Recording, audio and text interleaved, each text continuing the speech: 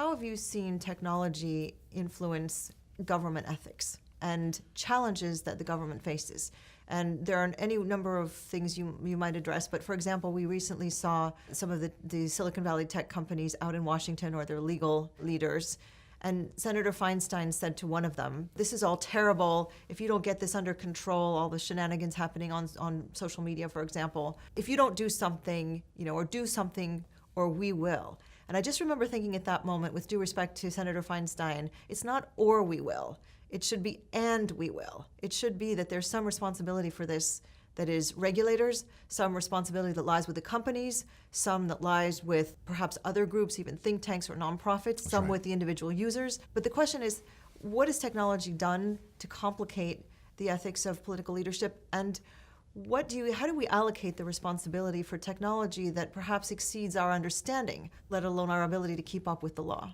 Well, it slightly amuses me to be asked about technology because I've never been known as Mr. Technology, to say the least. Nor I haven't been known as a technological leader either. But one of the things that happened as a result of the election was that I was able to come here at Stanford and also go to Yale, and at both places teach a seminar with really smart students just taking on this issue of fake news and misinformation.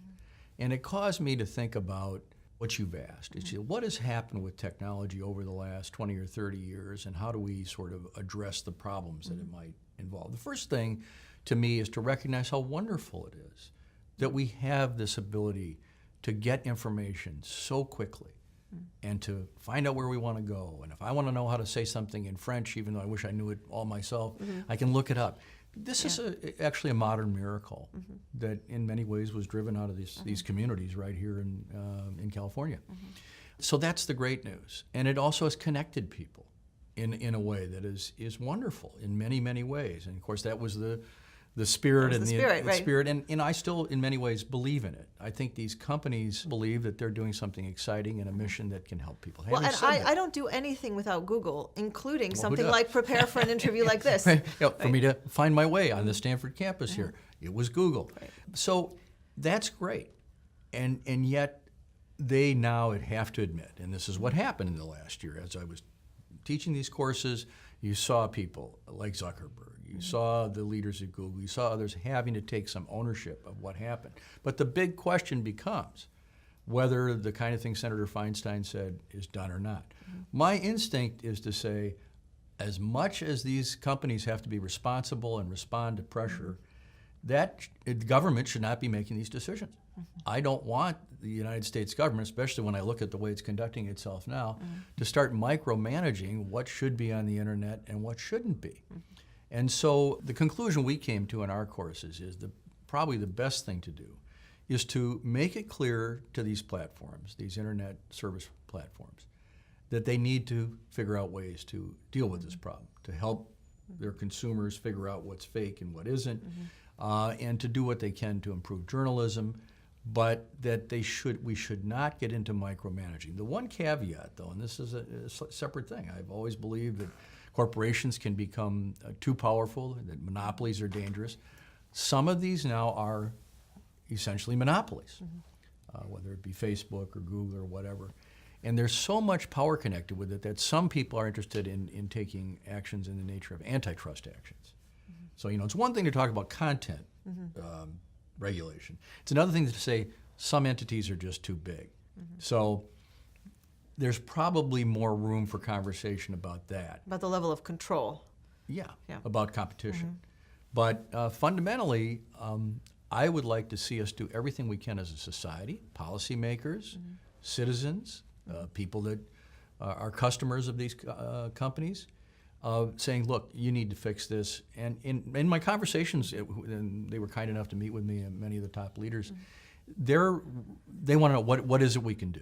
And I know they don't want to tell us their algorithms, and that's a big part of the problem. There needs to be more transparency.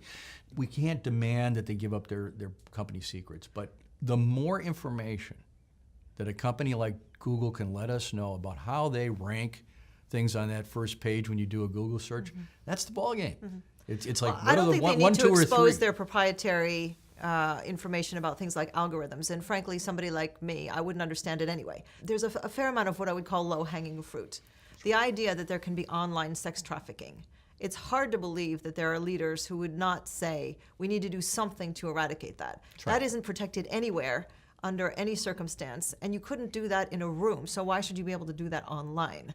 Yeah, there's precedent for this yeah. in the area of free speech, where I Right, was exactly. as adamant a believer in no censorship, but when it came to laws relating to child pornography, it was not hard, No, exactly. of course, to vote to deal with that, because that's a different kind of thing. I would say those principles can be applied, but to the internet, and it can, the Communications Decency Act of 1996 sort of gave them a free pass. Right. But on some of these matters that are of that nature, I could see some action. But the overall danger here is that people are going to get Legislate into the speech. Yeah, and they're not capable Right. of doing that. And beyond the capability, I mean, we saw British Prime Minister Theresa May come out and say to these same companies, if you don't get rid of all the potentially terrorist supportive content, you're going to be subject to huge fines. I mean, in addition to the fact that these companies don't care about fines at the level she's talking about, her own head of national security said it's a terrible idea. It's going to drive these people underground. They will develop new technologies, and they have. And it's a terrible idea for all kinds of reasons. Just simply, it won't work. I think you make an important point about not wanting the government to decide about content. On the other hand, I think there is a discussion to be had when we're just a platform argument is used about things as egregious as child pornography or online sex trafficking. Or even the fact that they do end up putting out there all kinds Right. of fake news and misinformation. There is some responsibility that has to go with that. But you hit it right with the British example. The Economist did, every year they do their predictions for 2018. And their article was, governments around the world are going to say, or else, like you were talking about. And it's particularly true in the European Union and in countries like Britain. The good news is we do have the First Amendment here in this country in a Well, and written free form. speech is protected even, I would almost say, even further in the UK. But that didn't stop her reaction. That's So right. I think it's important to have this kind of discussion. It is. Now- And it's an international discussion. That's what's amazing. Exactly. We used to be able to sort of think, okay, this is what the United States is going to do. But, Zuckerberg and others have said, we're willing to change this vis-a-vis what people see in China, but we don't think we should have to change it for the whole world to make China happy, for example. So this is the crazy aspect of this, is that they have to deal with the internet in 180 countries and the laws So of these 180 companies have the countries. challenge of that. And these companies have very challenging ethical questions like, is it better for Facebook to be in China under censored Right. conditions than not at all? And those are really difficult questions. But at the same time, the legislators have an impossible task because national laws are ill-suited to deal with the borderless impact of technology. That's right. So it's It's kind of It's so it's challenging complicated on both and sides. challenging, but these companies have a tremendous interest in maintaining their principles, and so I'm hoping companies like Facebook and others, when they're dealing with China, do say, look, if you want us here, I know they want Right. to be there, but if you want us here, you're going to have to allow certain things, and then hopefully the pressure. And people of China, of course, are very interested in the internet now, Right. enormously.